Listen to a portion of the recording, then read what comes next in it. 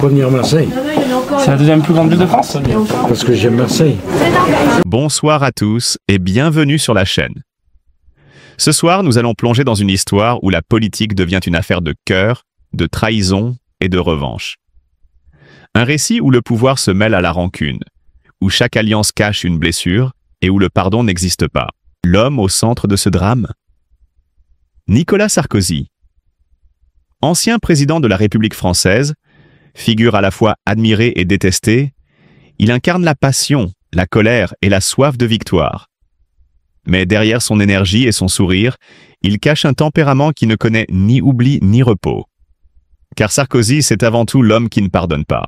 Né en janvier 1955 à Paris, Nicolas Sarkozy grandit dans un univers fait de contrastes. Son père, Paul Sarkozy, est un aristocrate hongrois exilé après la Seconde Guerre mondiale. Sa mère, André Mallat, vient d'une famille juive séfarade. Deux héritages puissants, deux histoires de déracinement. Le jeune Nicolas comprend très tôt qu'il devra se battre pour exister. Étudiant en droit à Nanterre, avocat à 26 ans, il entre rapidement en politique. À seulement 28 ans, il devient maire de Neuilly-sur-Seine, la commune la plus riche de France. Là, il apprend à séduire, à convaincre, mais aussi à écraser les obstacles. Son style est direct, son énergie débordante, et sa détermination impressionne même ses adversaires. C'est un homme pressé, prêt à tout pour monter. Dans les années 1990 et 2000, Nicolas Sarkozy gravit les échelons à une vitesse spectaculaire. Ministre du budget, de l'intérieur, de l'économie. Il devient le visage d'une droite moderne, autoritaire, énergique. Sa devise, parler fort, agir vite, ne jamais s'excuser. En 2007, il atteint enfin le sommet. Il est élu président de la République. Mais dès les premiers mois, il impose un style inédit. Montres de luxe, soirées mondaines, escapades en yacht, mariage éclatant avec Carla Bruni. La presse le surnomme vite le président bling bling. Sarkozy rompt avec la tradition des présidents discrets. Il veut tout contrôler, la scène médiatique, la politique et même l'émotion du pays. Mais cette omniprésence devient vite un piège. Les Français, d'abord fascinés, finissent lassés. L'image du président hyperactif se transforme en caricature d'un homme nerveux, impulsif, parfois brutal. Et pourtant, il reste irrésistiblement fascinant. Derrière les caméras, la vie politique de Nicolas Sarkozy est une succession de conflits et de blessures. Chaque trahison laisse une trace. Chaque humiliation devient une dette qu'il garde en mémoire. En 2007, il accueille à Paris le dirigeant libyen Mouammar Kadhafi. Tapis rouge, réception grandiose, promesse d'amitié.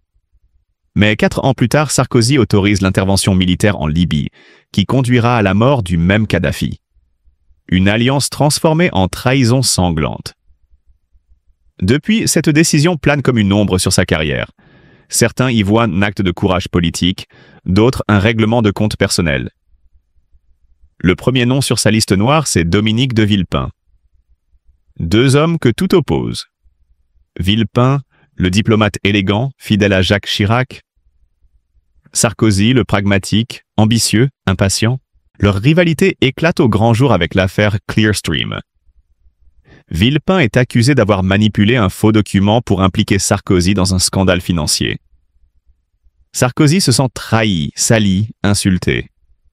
Devant les juges, il lâche une phrase devenue célèbre. « Je veux que ceux qui ont sali mon nom peinent. » Même après l'acquittement de Villepin, la blessure reste ouverte. Entre eux, ce n'est plus de la politique. C'est de la haine froide. Puis vient Marine Le Pen. À la tête du Front National, elle représente une menace directe. Elle séduit une partie de son électorat avec des thèmes qu'il croyait contrôler. Sécurité, immigration, identité. Sarkozy durcit son ton, tente de la dépasser sur son propre terrain. Mais Le Pen le provoque, l'accuse de voler ses idées.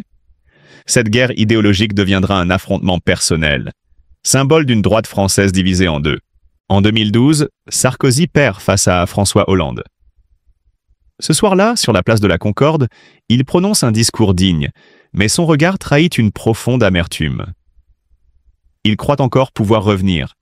Il tente de reprendre la tête de son parti, rebaptisés les Républicains, puis se présentent à la primaire de 2016. Mais rien ne marche plus. La France semble l'avoir oublié. Et comme si le destin s'acharnait, les affaires judiciaires s'accumulent. Accusation de financement libyen de sa campagne de 2007, dépassement des dépenses électorales, soupçon de corruption. L'homme qui fut chef d'État devient un prévenu comme les autres. Condamné, il fait appel, combat chaque décision, refuse de céder. Car chez Sarkozy, la défaite n'existe pas. Il n'y a que des pauses avant le prochain combat. Aujourd'hui, Nicolas Sarkozy n'est plus au pouvoir, mais son ombre plane toujours sur la droite française. Son influence politique demeure, ses réseaux sont encore puissants, et sa voix continue de compter. Mais derrière les sourires et les conférences, on devine une amertume tenace. L'homme a aimé, a combattu, a perdu, mais n'a jamais oublié. Chaque nom, chaque trahison, chaque procès reste inscrit dans sa mémoire. Il observe, il attend, il prépare peut-être un dernier acte. Car pour lui, la politique n'est pas une carrière. C'est une guerre. Et dans cette guerre, Nicolas Sarkozy n'a jamais vraiment déposé les armes. Nicolas Sarkozy. Entre gloire, trahison et ombre du pouvoir. Dans les coulisses de la République française, rares sont les hommes dont la trajectoire a mêlé à ce point ambition, rivalité et soupçon. Nicolas Sarkozy n'a jamais été un président comme les autres. Il a aimé le pouvoir comme on aime un défi, avec passion, impatience et parfois avec imprudence. Derrière le vernis de l'homme pressé, de celui qui voulait tout bousculer, se cache une histoire faite d'alliances brisées, de blessures profondes et de secrets qui refusent de mourir. L'ascension d'un héritier impatient, au début, tout semblait tracé. Jacques Chirac voyait en lui un héritier prometteur, ce fils politique, audacieux et intelligent. Mais très vite, l'élève a voulu dépasser le maître. En 1995, au lieu de soutenir Chirac à la présidentielle, Sarkozy choisit Édouard Balladur. Ce geste, dans le monde feutré de la droite française, fut perçu comme une trahison. Chirac ne lui pardonnera jamais. Dès lors, une décennie de méfiance et d'humiliation s'installe.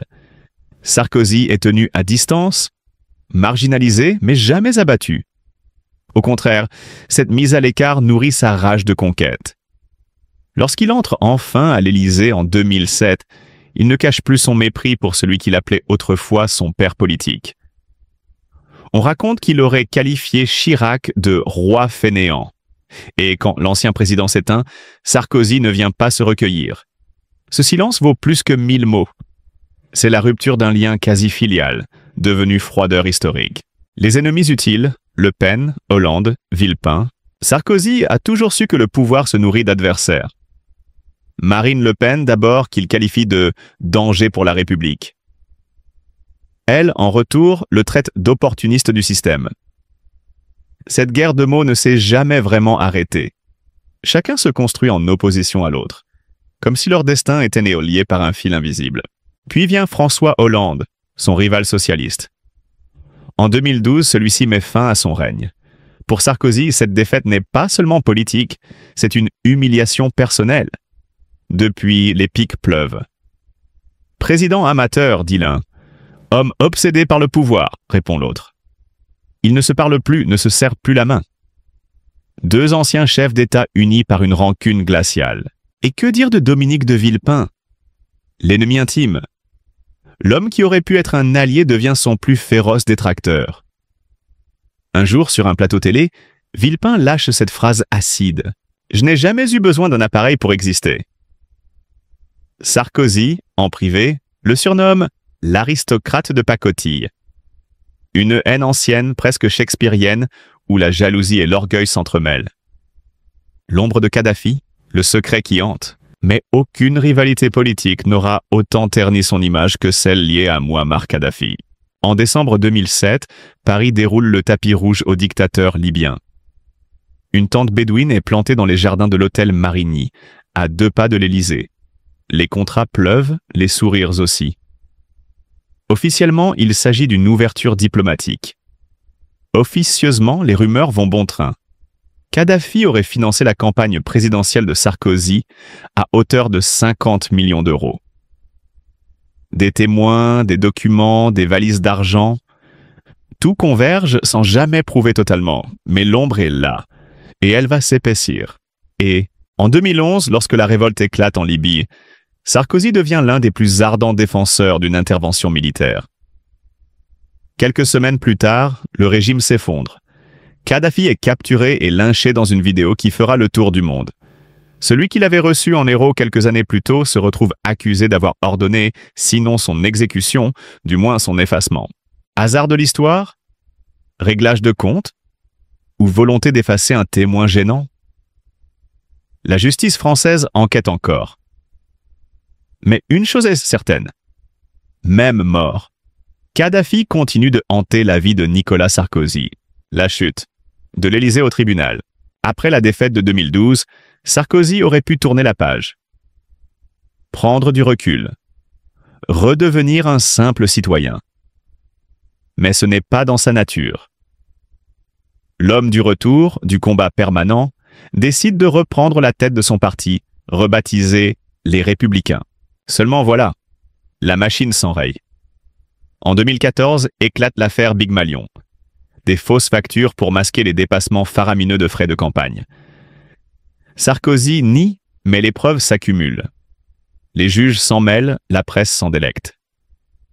L'ancien président, jadis tout-puissant, se retrouve face à la justice. Comme un justiciable ordinaire. Pour lui, c'est plus qu'une humiliation. C'est une blessure d'ego, une fracture intime. Et comme si cela ne suffisait pas, l'affaire des écoutes téléphoniques vient achever ce qui restait de son aura. Sarkozy est soupçonné d'avoir tenté d'obtenir, par l'intermédiaire d'un juge, des informations confidentielles sur une procédure en cours. Des conversations enregistrées à son insu sont diffusées dans la presse. On y entend un ton cynique, presque désabusé, évoquant la justice comme un instrument à manipuler. En 2021, le verdict tombe. 1 an de prison ferme, sous surveillance électronique. Une première pour un ancien président de l'aveu République. Ce n'était plus un combat politique, c'est un choc judiciaire. Et l'homme qui rêvait d'être un modèle de réussite se retrouve prisonnier de son propre système. Aujourd'hui encore, Nicolas Sarkozy fascine autant qu'il divise. À droite, certains le voient comme un martyr du système, victime d'un acharnement judiciaire. D'autres y voient au contraire l'arrogance d'un homme, persuadé que les règles ne s'appliquaient pas à lui. Le Sarko Show, mélange d'énergie brute et de fierté blessée, continue de captiver. Il critique Macron, tente d'exister dans le débat public, mais la magie des années 2000 semble s'être éteinte. Lui qui fut l'incarnation du mouvement, de la modernité et de la conquête, n'est plus qu'une silhouette du passé, observant de loin un pouvoir qui ne lui appartient plus. Pourtant, chaque fois qu'un scandale éclate, son nom ressurgit. Comme si la France n'en avait pas fini avec son enfant turbulent. Derrière la figure du président, il y a un homme qui n'a jamais supporté la défaite, ni la lenteur, ni la contradiction. Nicolas Sarkozy a tout voulu trop vite. La reconnaissance, la gloire, l'histoire. Mais dans cette course effrénée, il a accumulé les blessures, les rancunes, les ennemis. Et s'il a souvent gagné des batailles, il a perdu la guerre de l'image.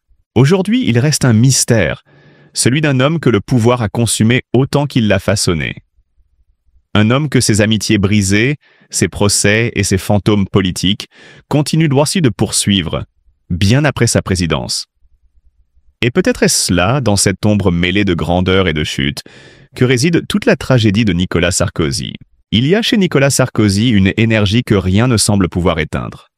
Même acculé, même condamné, il avance. Mais derrière ce masque d'acier se cache une vérité plus fragile. Celle d'un homme en guerre permanente, d'abord contre les autres, puis contre lui-même. Depuis des années, il parle d'un complot, d'un acharnement. Il nie tout, dénonce tout, mais le soupçon colle à sa peau comme une ombre fidèle. Dans un meeting, un jour, il s'emporte. « Moi, je n'ai pas tué Kadhafi !» Un cri lancé comme un défi, ou peut-être un aveu qui s'échappe malgré lui. Ses ennemis, Sarkozy ne les oublie jamais. Il les nomme, les évoque, parfois les insulte sans détour. Et même Carla Bruni, dans un rare moment de sincérité, l'a confié à demi-mot. Nicolas n'oublie jamais rien. Il pardonne difficilement. Cette phrase, anodine en apparence, dit tout. Elle révèle un homme obsédé par la mémoire, par le contrôle, par la peur d'être trahi. Car Sarkozy ne supporte pas la défaite, et encore moins l'humiliation. Le 1er mars 2021, la France retient son souffle. L'ancien président de la République est condamné à 3 ans de prison, dont 1 an ferme sous bracelet électronique, pour corruption et trafic d'influence. Un verdict historique. Pour la première fois, un ex-chef d'État français est reconnu coupable de tels faits. Ce jour-là, il ne s'effondre pas. Aucune larme, aucun tremblement. Il serre les mâchoires, le regard droit devant les caméras. Mais ses yeux, eux, parlent. Ils disent la rage, la honte, l'incompréhension. Ce n'est pas seulement une défaite judiciaire, c'est une humiliation intime. L'homme qui incarnait la force de l'État, l'autorité, la verticalité du pouvoir, se retrouve soudain à répondre de ses actes comme n'importe quel justiciable. Quelques jours plus tard, les photographes le surprennent sortant de son domicile parisien, Carla à son bras. Les flashs éclatent. Aucun mot, aucun sourire. Mais dans sa démarche, quelque chose a changé. Moins de raideur, plus de gravité. Il sait que tout le monde le regarde. Pourtant, il refuse d'abdiquer.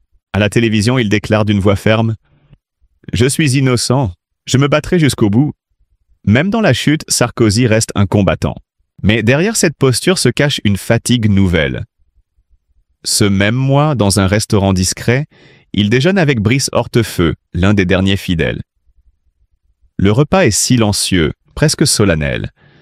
Pas de colère visible, juste un homme qui semble mesurer l'étendue du désastre. Et toujours cette incapacité à pardonner. Villepin, Hollande, Le Pen, même la justice, tous restent dans sa ligne de mire. Le pardon, pour lui, est une faiblesse. Le 15 mars 2021, à Neuilly, là où tout avait commencé, il se rend seul au cimetière. Pas de cortège, pas de caméra. Juste un homme devant la tombe de sa mère. Un témoin le reconnaît, hésite à s'approcher, puis renonce. Car à cet instant, Nicolas Sarkozy n'est plus l'ancien président, ni le stratège blessé. Il redevient simplement un fils. Un fils qui se souvient. Depuis, il ne parle plus de Jacques Chirac. Aucun mot de regret, aucune lettre publiée. Quant à Kadhafi, il continue de nier tout lien financier.